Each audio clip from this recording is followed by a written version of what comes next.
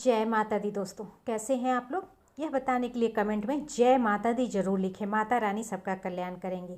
दोस्तों आज के इस वीडियो के माध्यम से हम आप लोगों को मंगला गौरी व्रत से जुड़ी हर एक सवाल का जवाब आपको देंगे। जैसे आपका सवाल होता है कि मंगला गौरी व्रत कब शुरू करें, कितने मंगला गौरी का व्रत करना जरूरी होता है, पीरियड में पूजा कैसे करें, मंगला गौरी व्रत में क्या खाना चाहिए, क्या हर मंगलवार को 16 श्रृंगार की सामग्री चढ़ानी जरूरी है, हर मंगलवार को गौरी की नई मिट्टी की मूर्ति बनानी जरूरी होती है, कुंवारी लड़कियां व्रत कैसे करें, मंगला गौरी व्रत के दिन क्या खाएं तथा क्या प्रसाद चढ़ाएं, पूजा की विधि क्या है, पूजन की सामग्री क्या है, ये सारे सवाल आप लोगों के रहते हैं मंगला गौरी व्रत से जुड़ी हुई। आज की इस वीडियो के माध्यम से आपके हर सवाल का जवाब मैं दूंगी जो कि मंगला गौरी व्रत से जुड़ा हुआ है। वीडियो स्टार्ट करने से पहले आप लोगों से रिक्वेस्ट है, अगर अभी तक आपने मेरे इस घरेलू खबर चैनल को सब्सक्राइब नहीं किया है तो चैनल को सब्सक्राइब करेंगे। वीडियो पसंद आएगा वीडियो को लाइक करेंगे और जितना ज़्यादा से ज़्यादा हो सके मेरे इस वीडियो को शेयर करेंगे। सबसे पहले आपको बता दें कि हिंदू मान्यता अनुसार हर पूजा का अपना ही महत्व है और हर पूजा किसी न किसी उद्देश्य से की जाती है। मंगला गौरी का व्रत माँ गौरी यानी माँ पार्वती के लिए किया जाता है। शिव पुराण के अनुसार भगवान शिव और माता पार्वती को श्रावण का महीना अत्यधिक प्रिय है, इसलिए मंगला गौरी का व्रत सावन मास के प्रत्येक मंगलवार को किया जाता है। मंगला गौरी के इस व्रत को करने से सुहागन स्त्रियाँ को वैवाहिक सुख और संतान संबंधी सभी परेशानियों से छुटकारा मिलता है। इतना ही नहीं, अगर कोई कुंवारी कन्या इस व्रत को करती है तो उसकी विवाह में आ रही सभी बाधाएं भी समाप्त हो जाती है। इसलिए यह व्रत अत्यंत लाभकारी और श्रेष्ठ कहा गया है।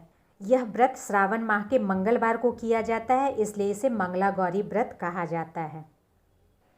सबसे पहले हम जान लेते हैं कि पूजन की सामग्री और पूजा की विधि क्या है। तो सबसे पहले जानते हैं पूजन की सामग्री के लिए आपको क्या जरूरी होगा। तो गौरी पूजन में सुहाग के समान और 16 वस्तुओं का बहुत महत्व है। सामग्री में आपको चौकी या पाटा जो भी उपलब्ध हो पूजा के लिए रख लें, सफ़ेद व लाल कपड़ा एवं कलश, गेहूं व चावल, आटे का चौमुखी दीपक, अगरबत्ती, धूपबत्ती, कपूर, माचिस, 16 तार की 4 बाती, साफ व पवित्र मिट्टी माता गौरी की प्रतिमा बनाने के लिए, अभिषेक के लिए साफ जल, दूध, पंचामृत, माता गौरा के लिए वस्त्र, मौली, रौली, चावल, अबीर, गुलाल, हल्दी, मेहंदी, काजल, सिंदूर, 16 तरह के फूल, माला, पत्ते, आटे के लड्डू, फल, सब 16 की मात्रा में, 16 की संख्या में,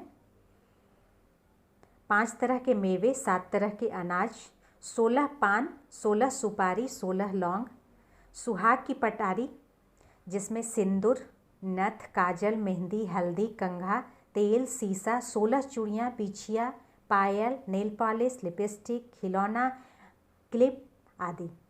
इच्छानुसार नैवेद्य प्रसाद के लिए। पूजा की विधि क्या है?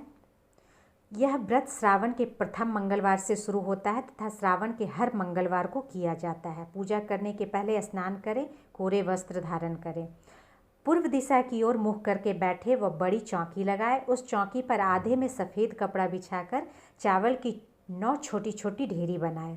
उसी चौके पर आधे में लाल कपड़ा बिछाकर गेहूं की 16 ढेरी बनाना है आपको। अब चौकी पर थोड़े से चावल अलग से रखकर पान के पत्ते पर साथिया बनाकर उस पर गणेश जी की प्रतिमा रखें। ठीक उसी तरह गेहूं की अलग ढेरी बनाकर उस पर कलश रखें। उस पर 5 पान के पत्ते रख नारियल रखें और चौकी पर चौमुखी दीपक व उसमें 16 तार की बाती लगाकर प्रज्वलित करें। सर्वप्रथम पूज्य गणेश जी की प्रतिमा का विधि विधान से स्नान आदि कराकर वस्त्र स्वरूप जनेऊ, रोली, चावल, सिंदूर चढ़ाकर पूजन कर भोग लगाएं।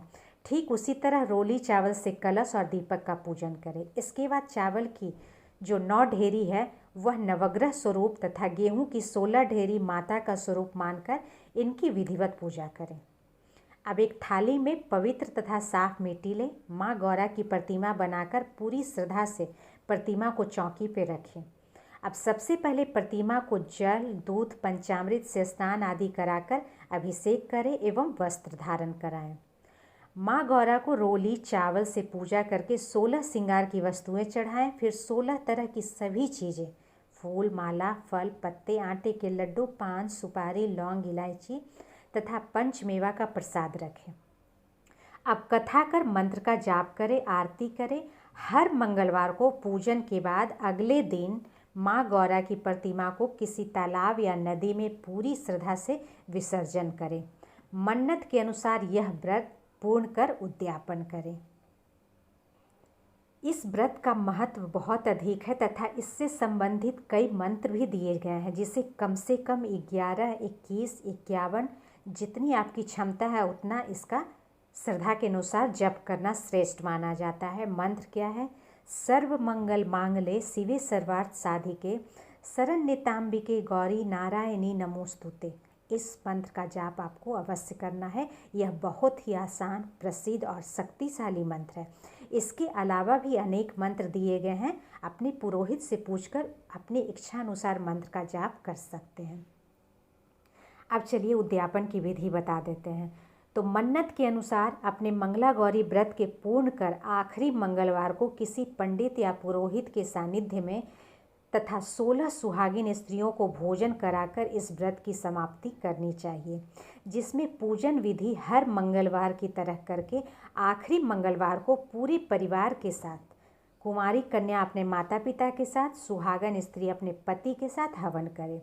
पूर्णाहुति में पूरे परिवार व सगे संबंधियों को शामिल कर अंत में आरती करें और इस तरह मंगला गौरी व्रत का उद्यापन किया जाता है।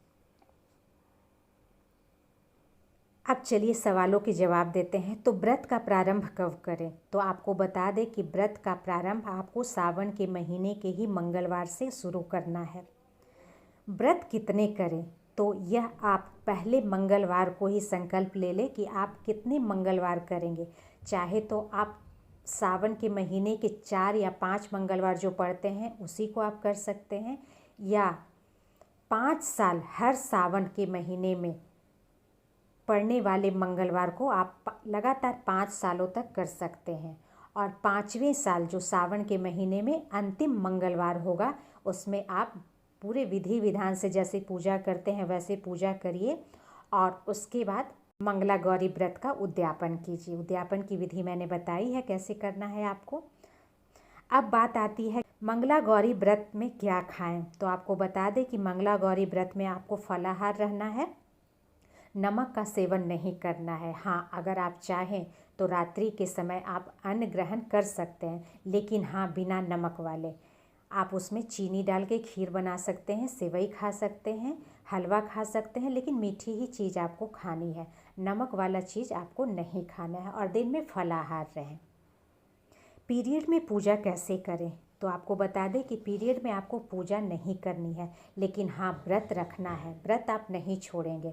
पूजा आप किसी परिवार के सदस्य से करवा लें अथवा पंडित को बुलाकर करवाएं। कुंवारी लड़कियां मंगला गौरी का व्रत करें या ना करें? तो जी हाँ, कुंवारी लड़कियां भी मंगला गौरी का व्रत कर सकती है अपने मनचाहे वर की प्राप्ति के लिए। तो पूजा की विधि सब समान ही रहेगी, पूजन की सामग्री सारा समान ही रहेगा जो आम लोगों के लिए है। अब सवाल आता है कि क्या हर मंगलवार को मिट्टी की नई मूर्ति बनाना है?